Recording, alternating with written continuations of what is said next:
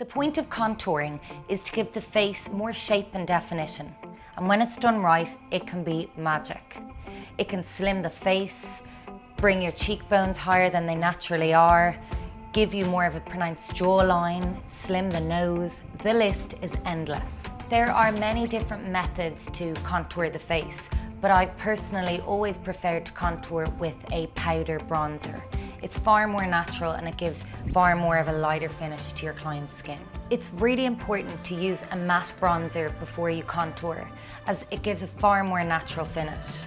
If you decide to use a bronzer with any shimmer in it or sparkles, it will look very, very false and not create a natural hollow to the skin. Because it's a powder product, make sure your skin has been set with powder after your foundation and concealer, or the contour will stick to the area. For the colour, I recommend contouring with a matte bronzer, about 2 to 3 shades darker than the natural skin tone of your client. Ask your client to suck in your cheekbones, if you can find them, or you can place the brush against the cheekbones to find them. Then follow the hollow. Using an angled brush, start at the top of the ear to about halfway down the cheekbone in small, light, circular movements. Blend, blend, blend. We want this to look as natural as possible. Now you can also take the product right up to the temples to add warmth and blend the colour seamlessly.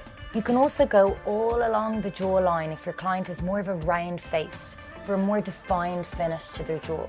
If you would like to contour the nose, I recommend using an eyeshadow brush as it's precise, and simply go along each side of the nose and slightly brush over the front of the nose to make it appear slightly slimmer. Now, if you happen to apply too much product to a certain area, don't worry.